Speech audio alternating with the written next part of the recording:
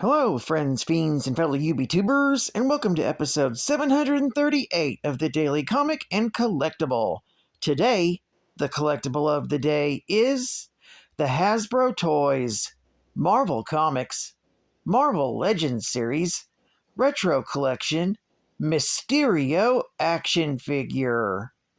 A cloud of smoke heralds the arrival of the villainous mastermind who uses the art of illusion against Spider-Man, the one and only Mysterio. This 6-inch scale Marvel Legends action figure of Mysterio is inspired by the classic villain from the Spider-Man comics, capturing the character's iconic look down to his dynamic yet stylish gold boots. With multiple points of articulation, this 1/12 scale Mysterio figure offers high posability and display potential, perfect for recreating iconic scenes or showcasing in that Marvel collection. Mysterio features an iconic look with intricate detailing, including finely detailed sculpting, down to his gold pattern gauntlets. This Mysterio set includes a 6.2-inch action figure of Mysterio and 2 special effects pieces. This figure comes in a retro vintage style package inspired by the Toy Biz Toys line of the 80s and 90s, making it a must-have for collectors who appreciate the nostalgia. This figure was released in 2020 by Hasbro Toys. Now, the comic of the day is Peter Parker, the Spectacular Spider-Man, Volume 1, Issue number 50, with the cover date of January 1981, but it was released in October of 1980, with story by Roger Stern, art by John Romita Jr., and cover by Frank Miller. This story is titled Dilemma. The story opens with Spider-Man finding the smuggler after exposing his operations. However, low on web fluid and needing his free hand to subdue his foe, Spider-Man wonders what to do next. The smuggler warns the wall crawler that as soon as he gets down, he will renew their fight. With time running out, the hero decides to check on the smuggler's henchmen.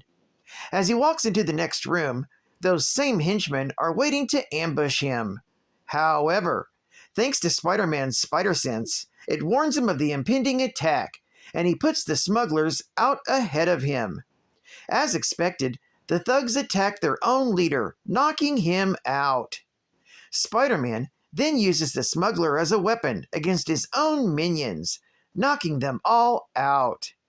With all his foes down, Spider-Man can finally change his web cartridge and webs them up for the authorities. Before he leaves, the smugglers come around, forcing Spider-Man to double up his binds and take him on the subway back into the city to deliver to Lieutenant Chris Keating. On the train, the smugglers break loose of their bonds and knock Spider-Man off the train. The two start fighting in the tunnel, but the fight ends when Spider-Man knocks the smuggler onto the electrified third rail, knocking the smuggler out.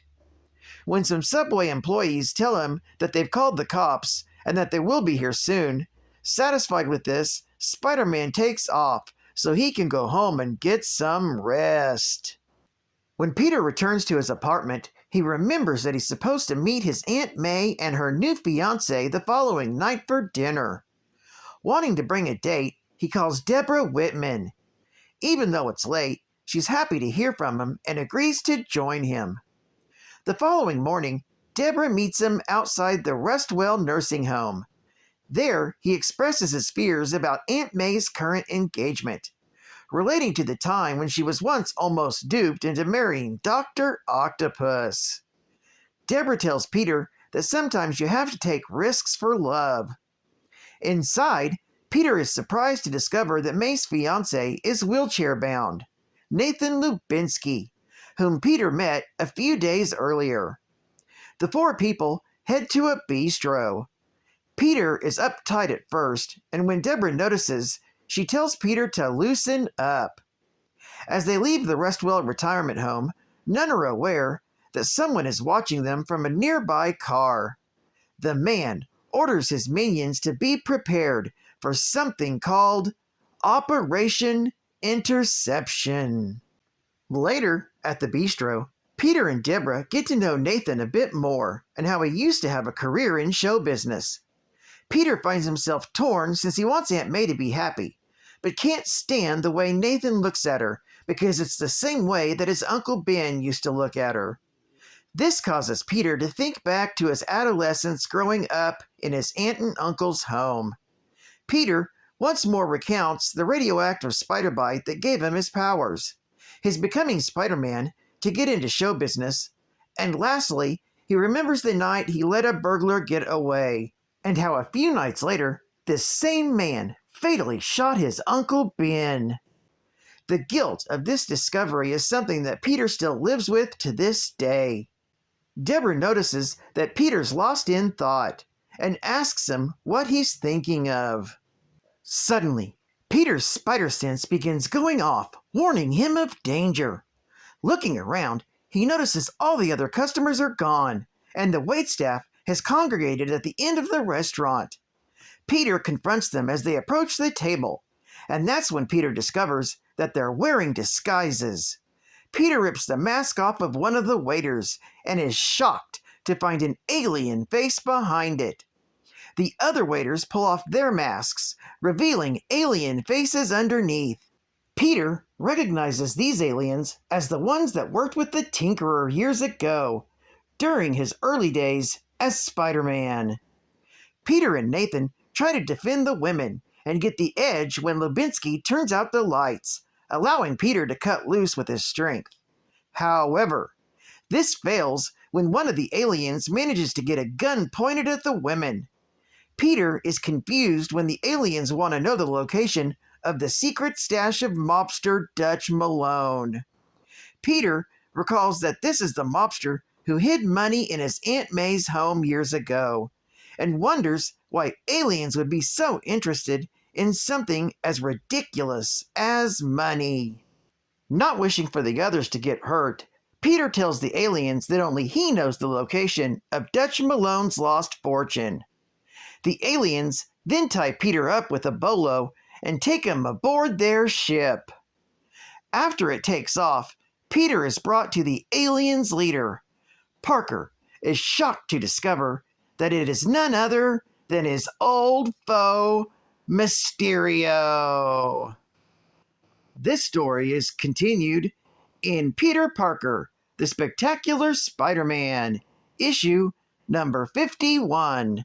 Geek fact: these aliens that attack Peter and his aunt look exactly like the aliens that Spider-Man faced years ago in Amazing Spider-Man Volume 1, issue number 2, from May of 1963. Bonus geek fact: the aliens are looking for the fortune owned by Dutch Malone, as revealed in Amazing Spider-Man, issue number 200, released in October of '79, but with a cover date of January of 1980. Dutch Malone used to own the home that Aunt May and Uncle Ben live in. It was the reason the burglar attempted to rob the Parker home on the night Uncle Ben was shot. Peter later learned that the money was destroyed years ago by silverfish in Aunt May's basement. Advertising ad fact: Earn valuable prizes and cash too in the Superhero Prize Club. Start earning $5, $10, even $20 a week, selling your favorite comics and magazines to your friends, parents, and neighbors, and earn valuable prizes too. It's so easy and rewarding. Whether you're selling the Amazing Spider-Man comic book, the Hulk magazine, the TV guide for that everyday show, or Newsweek to get your updated information, there's a magazine that will meet everyone's interest. What could be easier? Send for your kit today. Send no money. Nothing to lose, nothing to buy, everything to win. Here are some great prizes you can web on to. Earn big bonus points with each sale. Just fill out the coupon below to Superhero Prize Club. Oh, I could tell you why the ocean's got Namor.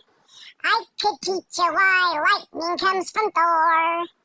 And with geek facts, I'd teach you more. You would not be just a nothing, your head all full of stuffing, like Batman racked with pain. Wonder Woman would deserve you and be even worthy of you with geek facts up in your brain. Quentin Beck first delved into crime when he allied himself with Phineas Mason, the criminal inventor known as the Tinkerer. Using his repair shop as a front, the Tinkerer planted bugs in the electronic equipment of prominent inventors and government officials in order to steal their secrets and sell them to the highest bidder. As a cover for their activities, Beck used his special effects skills to make it look like this scheme was being carried out by alien invaders. He created lifelike alien costumes as well as phony alien craft. Unfortunately, the scheme was ruined by Spider-Man, forcing the aliens to flee. Having successfully escaped from the wall crawler, Quentin Beck vowed to beat him one day if it was the last thing he ever did. Returning to Hollywood, Quentin Beck went back to his old job as a special effects artist.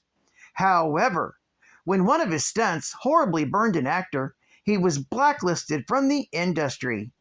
It was then he began developing the weaponized special effects that he would use throughout his career as a supervillain. Deciding to get his revenge against Spider-Man, Beck began developing devices that could replicate the web-slinger's abilities. However, he was finding it a challenge to replicate Spider-Man's wall-crawling ability. He then arranged a meeting with his idol, legendary special effects artist Ray Bradhouse. Bradhouse continued to use practical effects, even though the major studios were favoring digital special effects. One effect, used in an Italian horror film, appeared to pull off the stunt he wanted to recreate. Gassing Ray and putting on his new costume, Beck went down into the basement, where he discovered that Bradhouse was actually a practitioner, and that the demonic creature in Ray's last film was a real creature.